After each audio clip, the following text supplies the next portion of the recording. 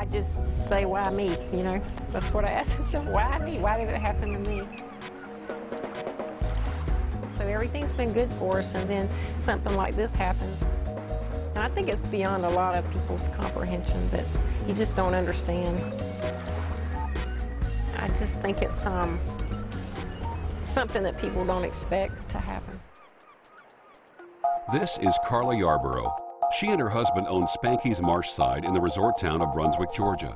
In August 2006, somebody hacked into their point-of-sale system. What happened in our case was we were hacked into, and the magnetic data, which I didn't even know that we were storing in the hard drive, was taken, and then new cards were made and sold over the internet. Carla didn't learn of the breach until February of the following year, so the criminals were in her system, freely taking personal information for nearly 7 months, and Carla had no idea. It was very, I just felt like I had been blindsided by something, because I just was not aware that that could even happen to me or to us. A similar well-publicized case made headlines in early 2006. The victim was TJX, a company that owns such stores as TJ Maxx and Marshalls. They too were hacked into, and customer information from about 45 million credit and debit cards was stolen. The PCI issue has really grown dramatically over the last several years. It's a lot like having a business that's operating on a tiny little island in the Caribbean. The skies may be clear today, but at some point that big dark cloud's going to swoop over, and here comes the biggest hurricane you've ever seen. The raging storm that is now known as PCI compliance is taking over the retail industry. We traveled the country to meet the major players in the PCI issue and get to the bottom of what must be done to fix this growing problem. It starts with the card brand, companies like Visa, MasterCard, and American Express. They are the first to learn if a breach has occurred. They look for common point-of-sale purchases on cards that report fraud. This is their way of learning exactly which businesses have been compromised. Next, the card brand notifies the acquiring bank, which is the middleman between the merchant and the card brand, and is in charge of the actual transaction.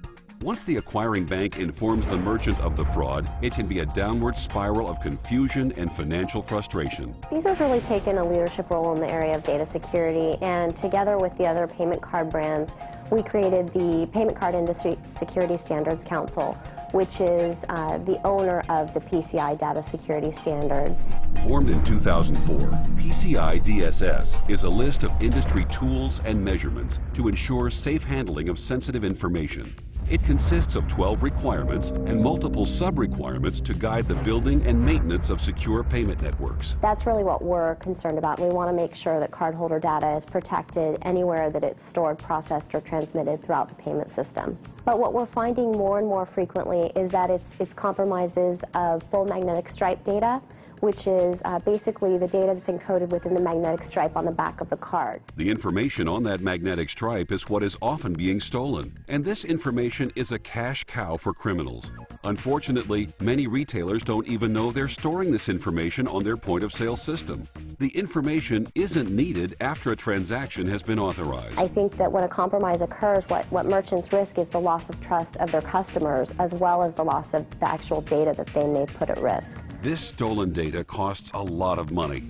Not only is the merchant responsible for the fraudulent charges criminals make with these card numbers, Visa may fine the merchant's acquiring bank because their customers weren't compliant in the first place. It's not a matter of if they're hacked, it's just a matter of when. Don Raber is with Chase Payment Tech, the largest acquiring bank in the world. As the middleman between merchants and card brands, acquiring banks are the first to receive any fines for non-compliancy. They normally pass these fines on to the merchant, but sometimes this is simply not possible. The hacker has taken, say, 1 million cards. That is going to easily grow into a very large sum from the standpoint of fines. Typically, Visa or MasterCard fine upwards between $20 and $30 a card. If they can't pay it, then remember I mentioned earlier that Visa and MasterCard, they fine us first and we pass the fine on. If the merchant can't pay the fine, then we're left holding the bag. It's a huge financial risk for us. In Carla Yarborough's case, her acquiring bank is making sure they avoid that risk by holding on to money that comes in from her credit card transactions. They can take money and hold it because they may be fined by Visa or MasterCard, and if they're fined by Visa or MasterCard, they don't want to have to take the risk of getting their money back from you, so they're going to keep it over there and make sure that they those fines are taken care of. As Carla sees less of a profit from her business, the next step she faces is a forensic audit. This is to determine just how long the criminals have been attempting to hack into the credit card information. The cost to Carla for this audit? $10,000. And we dig as deep as we can to try to piece that puzzle together. Nick Percoco is a forensic auditor with Spider Labs, a division of Ambrian Trustwave, or ATW. Every day he talks with confused merchants just like Carla. I really don't think when they swipe a card that a hacker can get into their system and steal that information. So it's a very new world for them. Nick says the smaller businesses are suffering in silence. Slowly but surely, some merchants are closing their doors and going out of business. Those small organizations you never hear about.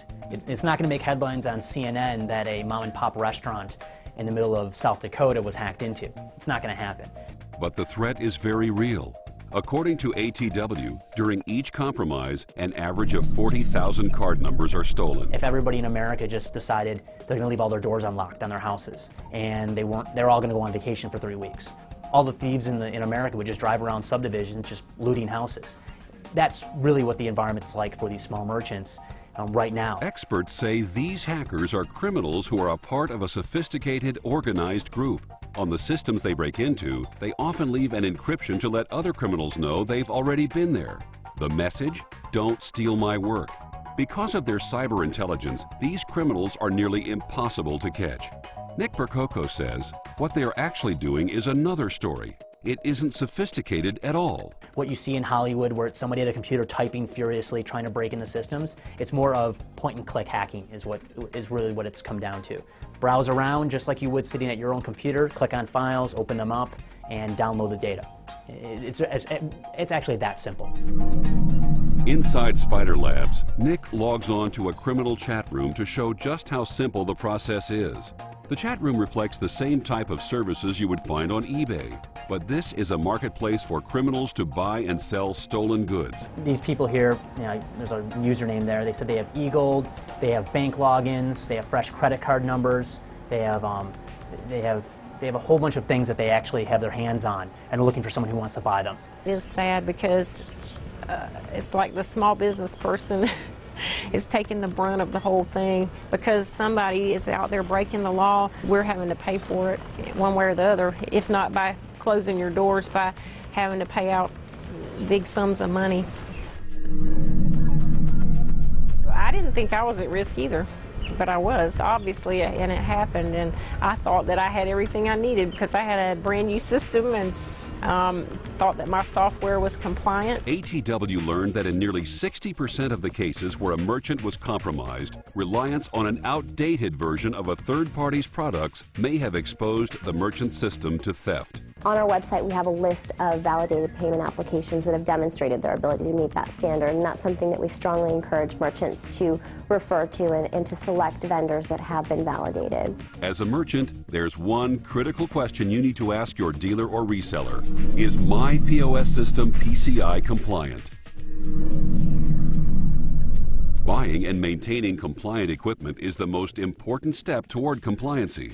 Is that when you buy a system, you can buy the Bentley, you can buy the Mercedes, you can buy the Cadillac, you can buy the Chevy, or you can buy the Yugo. So you may economize where you can least afford to do it.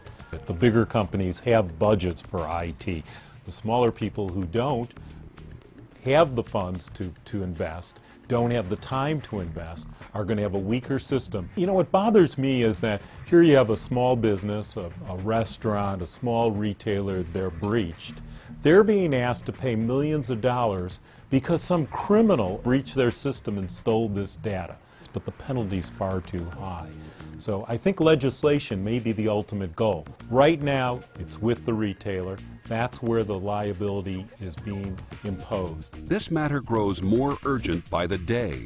Every time a criminal succeeds, the most valuable asset they steal isn't money, but trust. Upwards of 60% of consumers won't go back and shop at a place that's breached their credit card data.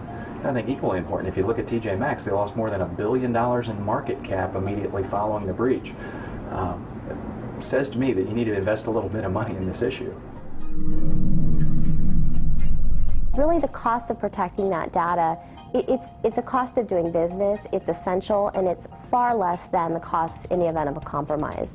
Now is the time to act.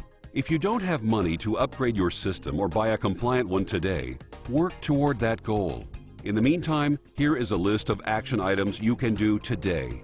Make sure your POS system has a firewall if it has internet connectivity. Make sure patches are up to date. Antivirus software must be in place. Change passwords on a regular basis. If you don't need one to get on your system, create one and use it. Turn off remote access when it isn't needed. Stay educated. And most importantly, contact your POS provider to see exactly what you're storing on your system. Remember the saying, if you don't need it, don't store it. Well, I think you just don't have a choice. You can take the risk if you want to, but I'm sitting here as a witness to tell you that it can happen, and the damages could be, far outweigh the cost of upgrading your system.